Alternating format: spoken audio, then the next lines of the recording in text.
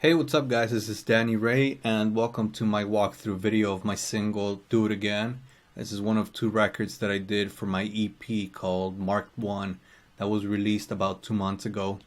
So I'm going to keep this video really short and quick. I'm going to go ahead and go through all the parts, intro, drop, breakdown, second drop, and outro. And I'm going to show you the different elements that go into each section to make it all work and all stick together, as well as I'm going to go ahead and show you the processing that I did for all those elements.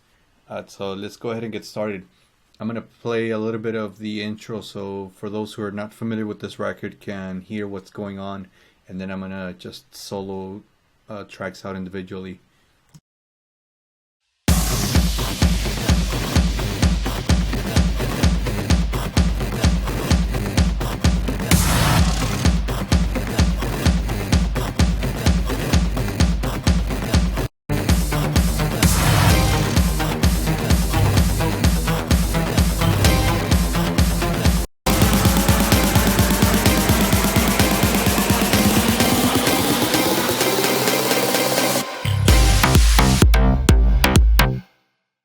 Okay, so that was the intro.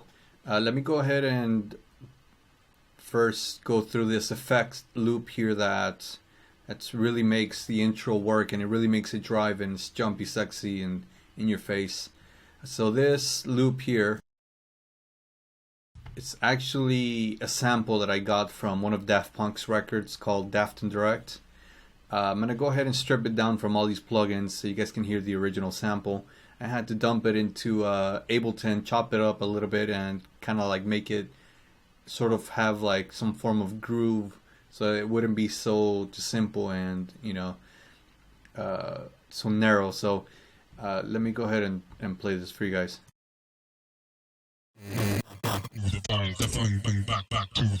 So this is the original sample after I applied the groove to it and I chopped it up and did my thing on it with Ableton.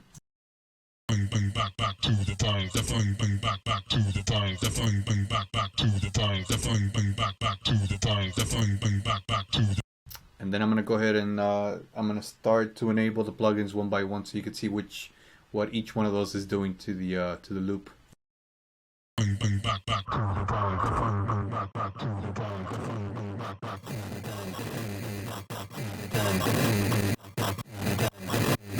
So as you can see, what makes everything really bounce is that little side chain from the LFO tool. I'm gonna go ahead and play it with the kick now so you guys can see how sexy it sounds. So on this kick, there's actually two layers. The top part I sampled from a record called Reach Out. It's a very big house record, more minimal, like darkier, techier type of record, but it's really super dope. A lot of the older generation crowd might know it, and the newer generation might not. So if you don't, just go ahead and YouTube it, and it should pop up under Reach Out. You hear what I'm talking about.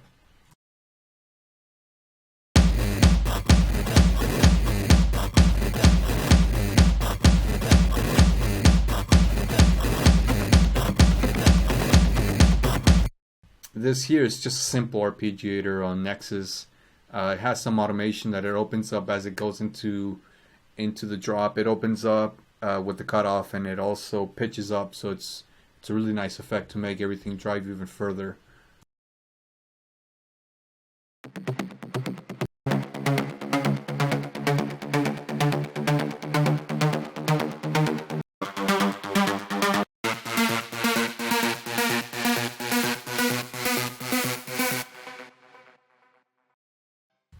One of the other elements that really makes this intro work and the whole track work actually is this stab here.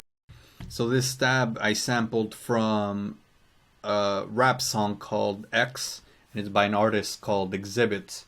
So if you guys go ahead and YouTube the record, you can hear right away in the intro there's a really long reverse piano sound that goes into the main stab that I sampled. So that actual stab, I still had to dump it into Ableton.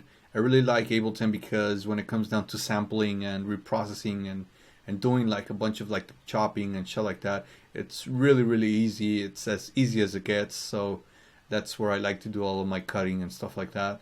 And so for this sample, I had to I had to tweak it a lot actually because the decay was really long, so I had to make sure that the decay was to how I wanted it. So once I got that to how I wanted it, I dumped it into Logic and I did more further processing, which is the ozone, the reverb, the EQ, the sausage fattener, and then one final EQ to make sure that there was no low end from the reverb that would interfere with the rest of the track. So let me solo it and play it, and then I'll remove everything and put it back so you guys can hear the difference.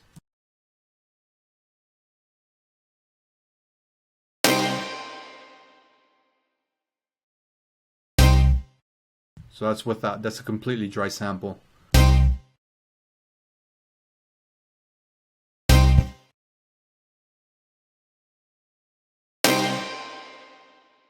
So yeah, this stab really works for the entire track. I think it adds just the right dynamics that it needs.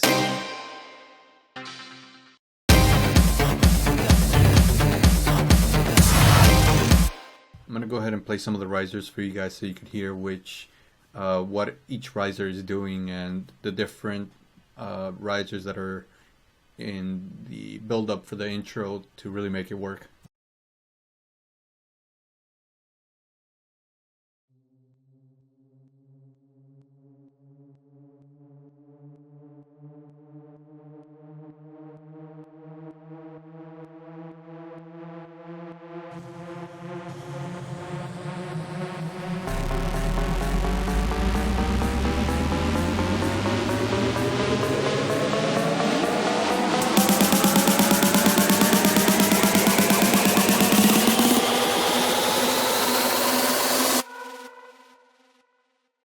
Originally, I had a bunch more layers to this, but the project was getting insanely massive that I had to bounce everything down into one stem. But originally, I think I had around 20 or 30 different layers of just risers and effects and little details here and there. But like I said, as it is, it's already 105 channels, and that's after bouncing down majority of the effects, and that's not even including these drum fills here. So yeah, I had to consolidate because everything was just getting ridiculously out of hand. So let me go ahead. Actually, that was the playback for the effects. I'll play once more so you guys could get a second feel to them, and then I'll go ahead and I'll show you the drum fills and what they're doing with the panning and all that stuff.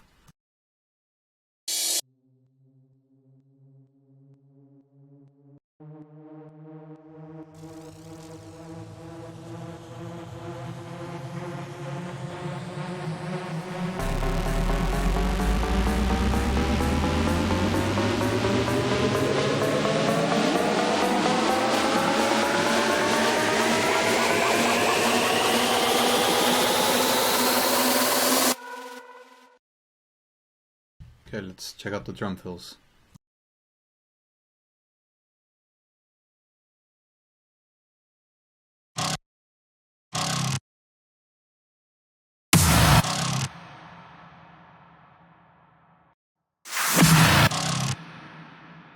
Originally, these drum fills also were about 6 different layers just to make 4 different ones.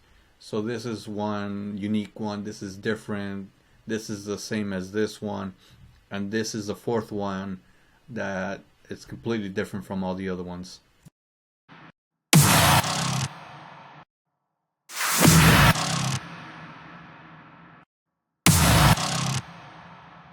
So yeah, that's basically it. There's not rocket science for the drum fills and all that. The risers, it's very simple intro, very effective. It's just about how creative you get with the elements that you have in there.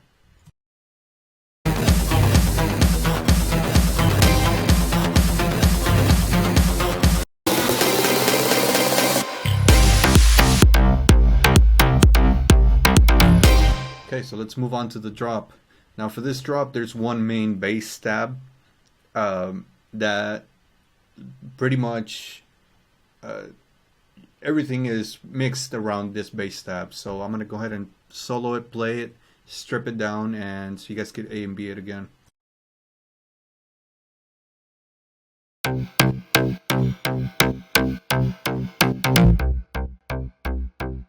not very not very attractive of sound, I must say. So this is where I had to work with at the very beginning, and then I just had to make it work. I had to really tweak all of these plugins, the distortion and the EQing, the bit crusher especially. So yeah, this is it. This is the raw sound of the main bass tab.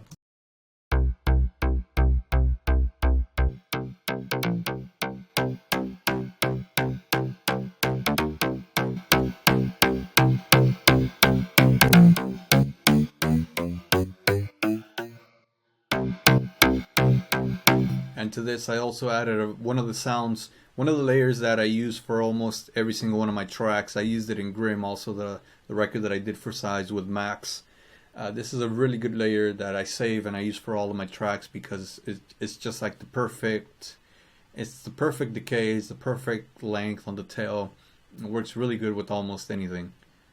That's this one here.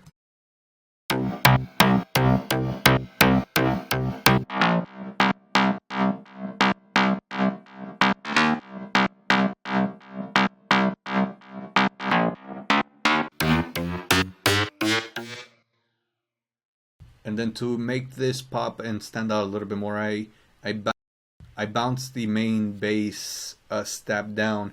I applied a really long reverb to it, and then I reversed it, and I toyed around with it with the attack and everything. So this is the result.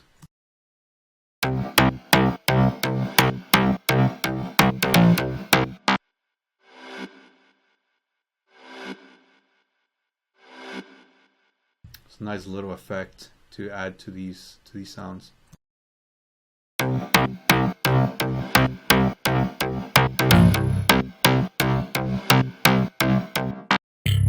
This is another little interesting detail. I actually got this idea from a Numb the Strip track, and it's like a sort of like a growl, I guess, a very subtle one. It just adds some dynamics to the whole record, so it was nice.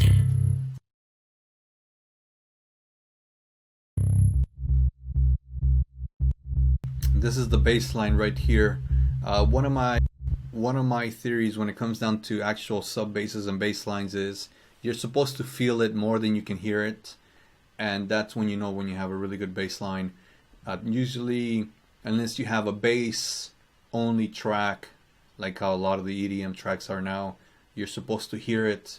But like, I grew up with the thought that you're supposed to feel it more than anything.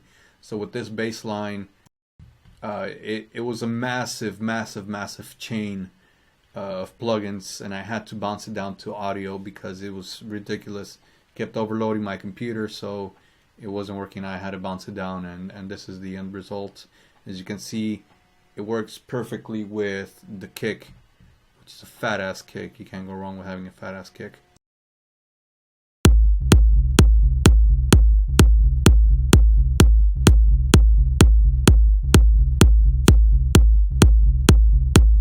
So that's what we have there.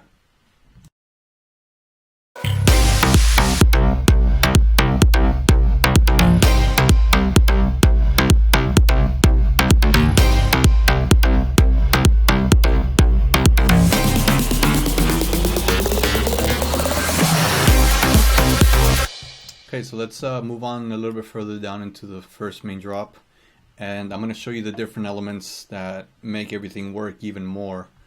So first one is this layer here that's sort of it's a sort of talking type of bass that makes everything a little bit funkier and sexier, not so nasty. And it's off of Spire. I really love that synthesizer. It's my go-to for every single one of my tracks. I would say Spire is my first go-to, Massive my second, and Sylenth my third go-to plugin. I use all three in all of my tracks. And what makes this really pop is actually the internal phaser. Let me open it up and show you guys.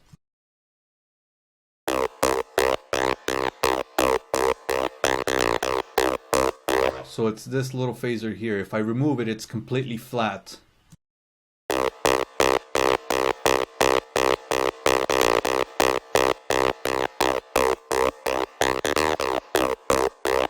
As you can see, once I turn up the wetness on it, it kind of like makes it funky, it's sexy, and like a little bit jumpy. So it's a nice little addition to the whole dynamics of the track. It really changes it once it gets into that, and keeps things interesting and moving.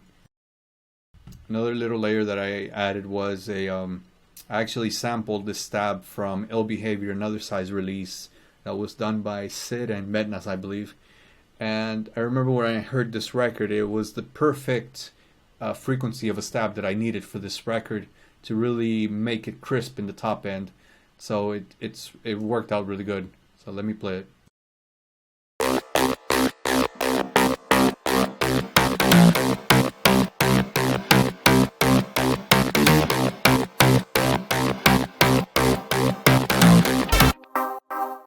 This is just a little bit of a detuned layer that's in the sort of somewhat mid-range to just fill up the entire lead section altogether. So, and that basically does it for the actual leads. Let me play them all together, just the leads by himself.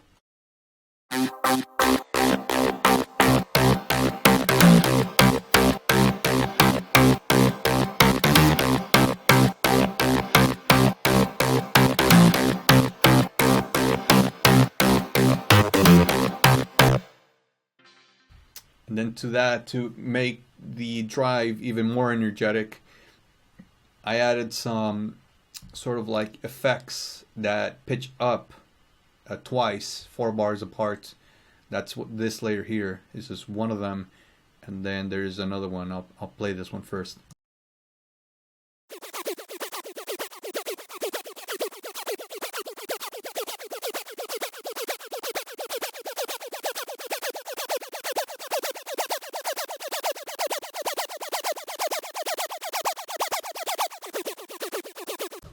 That's one of them, and then the main one that really makes everything drive. I actually stole this idea from, it was more of an inspiration. I wouldn't say I stole the idea, even though I should. From Steve Angelo, this remix that he did quite a while ago. And I remember it was a really sick effect, and ever since I heard the remix, I fell in love with the idea. And I thought I would, use it myself and run with it. And that's this layer here.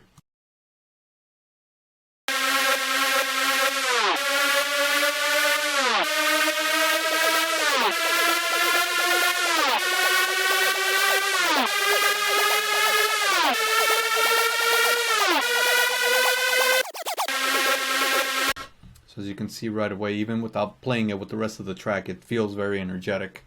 And to that, we have some fat ass hats that I programmed. There's 3 layers here.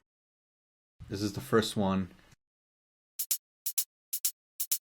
Actually, let me play it with the metronome so you guys can really hear what it's actually doing, because it's offbeat a little bit.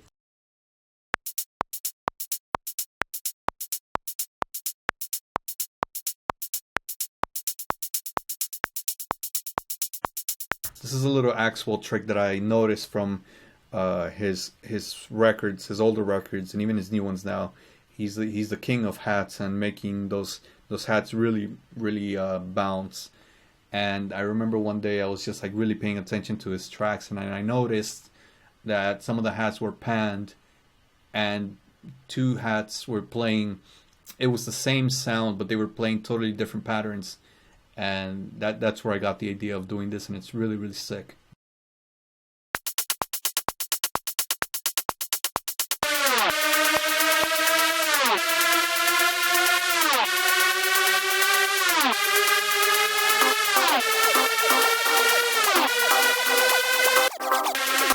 So yeah, it works really sexy in the drop, and it just makes everything drive. It doesn't keep it straight or anything. It keeps it interesting. We just have some basic snares here.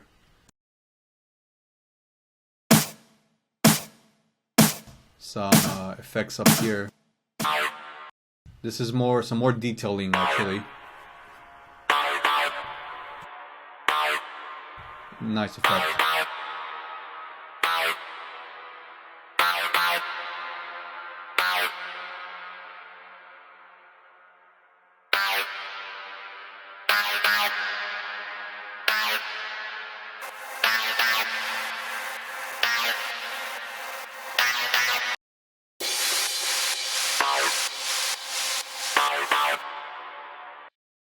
This is a nice hat that I sampled from a Metallica record. It's called Leper Messiah.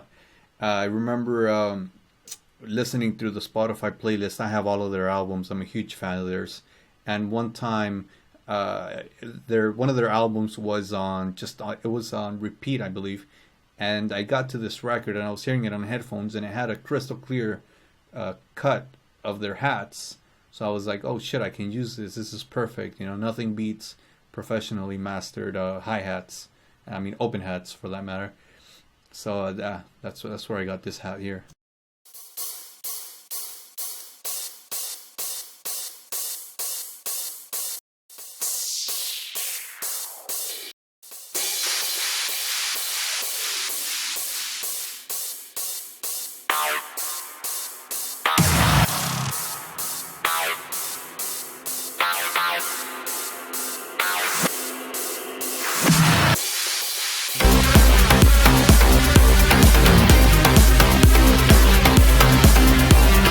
Let me show you the two elements that go into to building up for the breakdown, and that's this one here. It's this one and also this sick distorted guitar.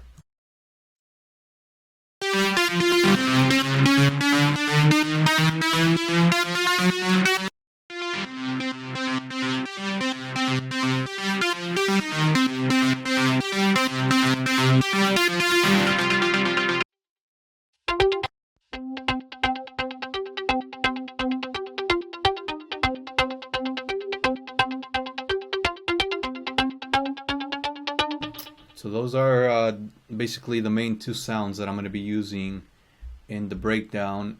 And let me go ahead and dissect these sounds so you guys can hear how simple the sounds are, and it all comes down to the creativity behind the processing for it.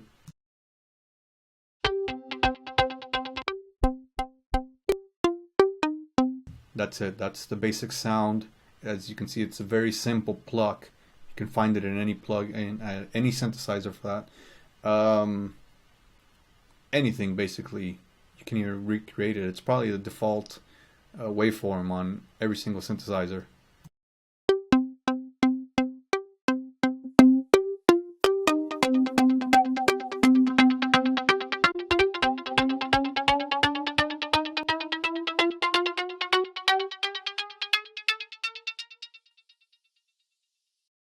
So that's that one, and then let me show you this guitarish sounding one that really adds a lot of dirt and grit to the whole mix.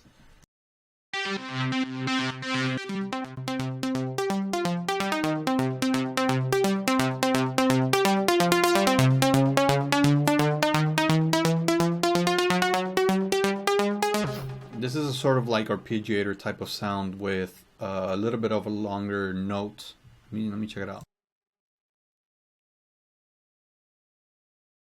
So as you can see, it's extending a little bit past where it should, which gives it that little nice tail on the arp.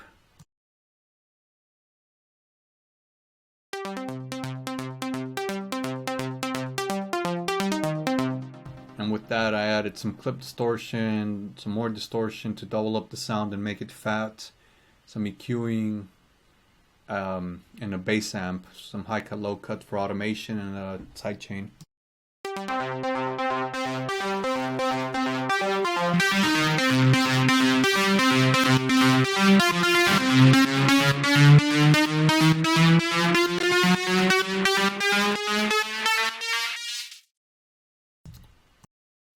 So that does it for the first drop. Let's go ahead and move on to the break. I'm going to show you the different elements in there and explain them a little bit.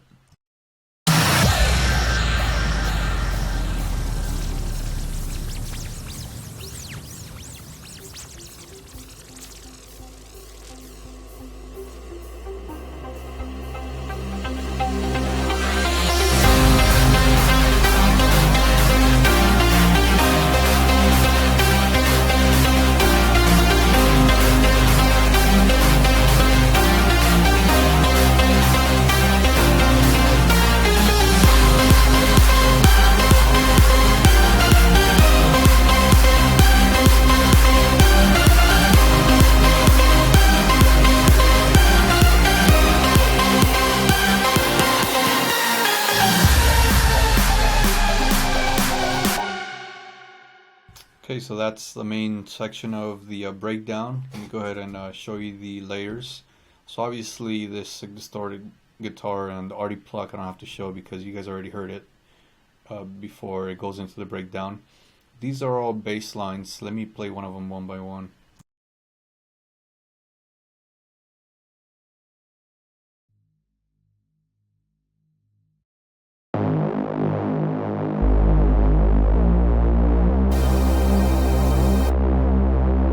So we have a top bass that's really distorted, really muffled a little bit, but it fits perfectly in the mix of the break, I think anyways. To that I added the same sub bass that I used for the breakdown on Grim, which is really nice.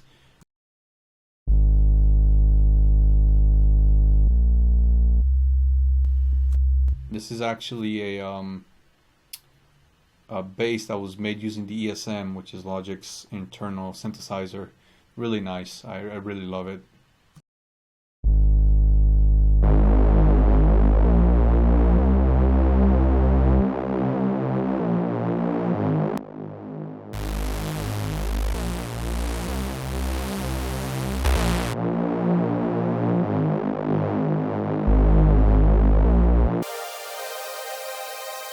Just some very airy pads to make everything a bit more atmospheric and beautiful.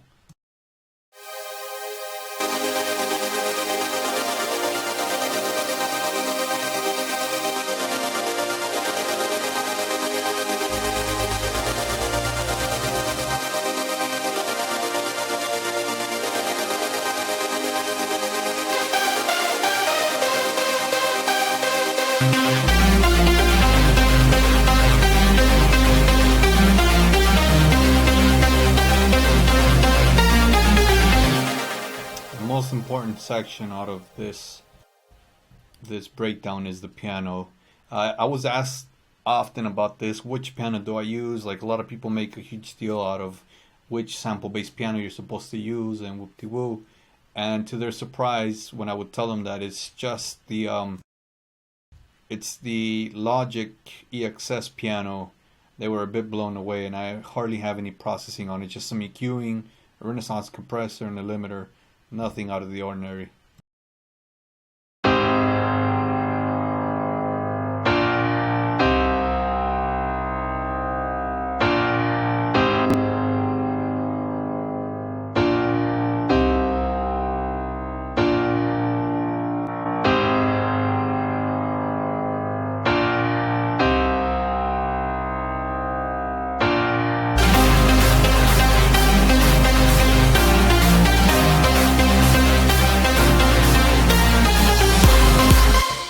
So that's it for the first half of the break.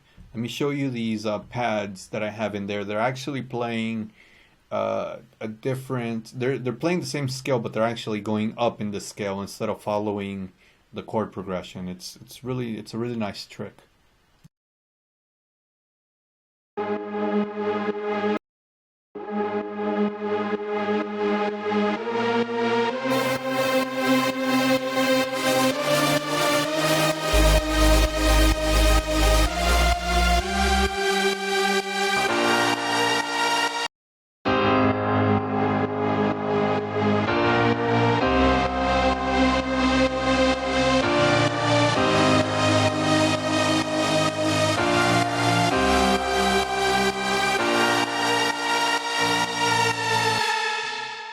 And to make this even further more cinematic, I use this quite often actually. It's a tremolo automated with their depth and their rate. Let me play it so you guys can hear it.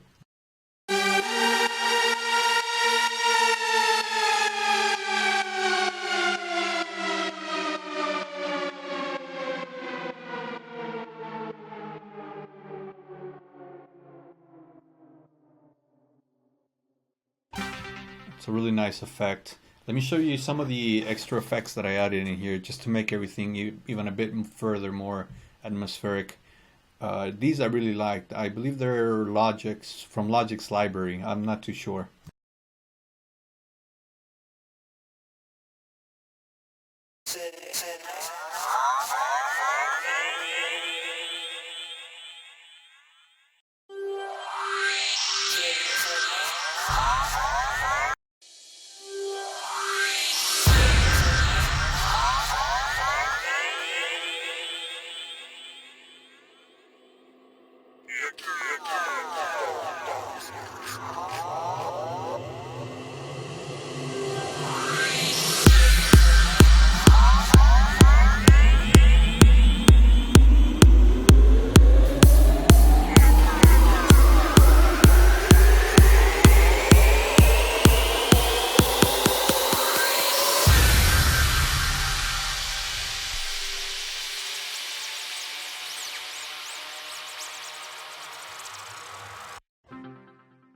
So that does it for the break. Let me go ahead and show you the build up into the second drop because it's really unique, I think.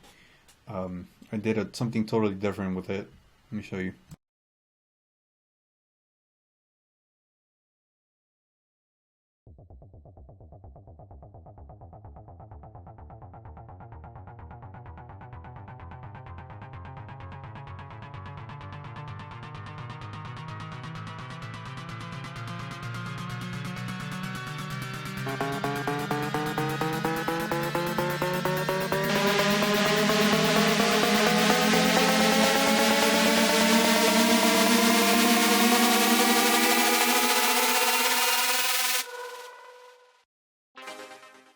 This is the layer that really makes everything work.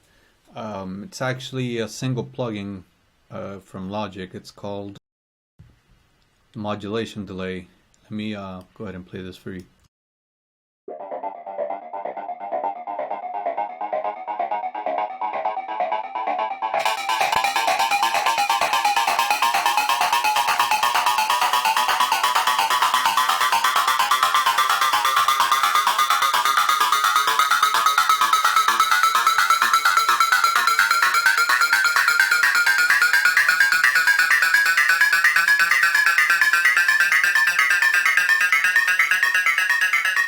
So that's without any of these plugins enabled. Let me go ahead and put them all back on, and then I'll mute this one at the end, modulation delay, so you could hear what it's really doing.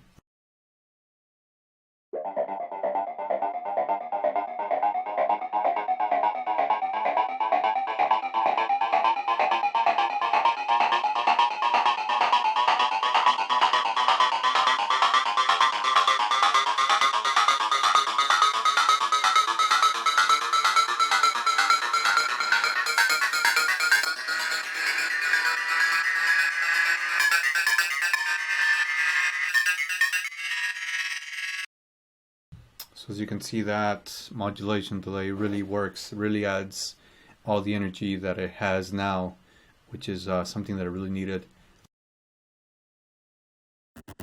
This here is just it's a simple layer from Spire that was used to add to this because this layer itself was way too thin. But with this one underneath it layered up, it sounds really good and it sounds really full now.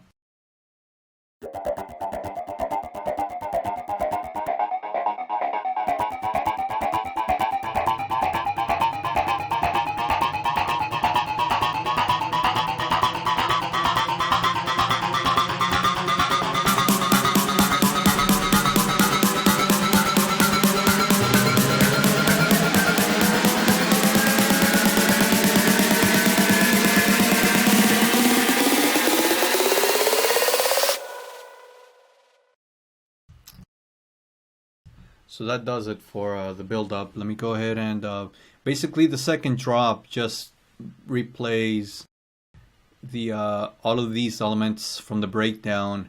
The only difference is I had to recreate separate layers for them because of the side chaining on it. But there's nothing else different. Everything stays the same. The only thing that I would assume I added is this top snare, but other than that, I'll play it for you guys and I'll show you all the individual layers, but there's not much going on other from what I have already shown you.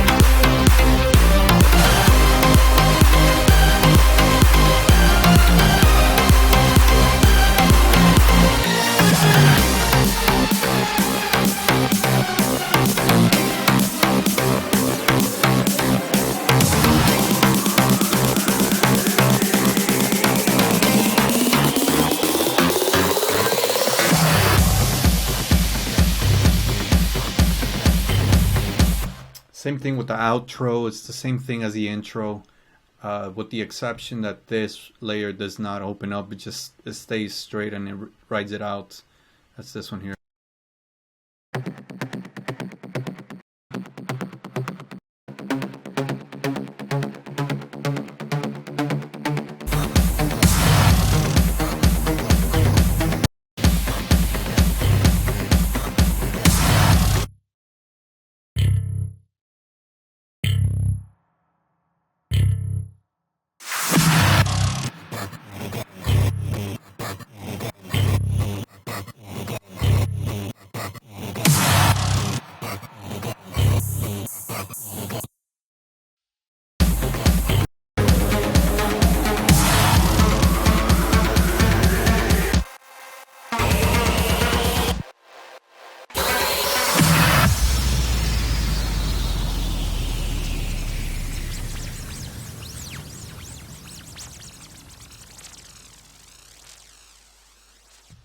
So yeah, guys, that's about it for this record. It's a very simple song. It's just a lot of thought put into the processing of all the elements and to make sure that they all sit in the right frequency in the mix.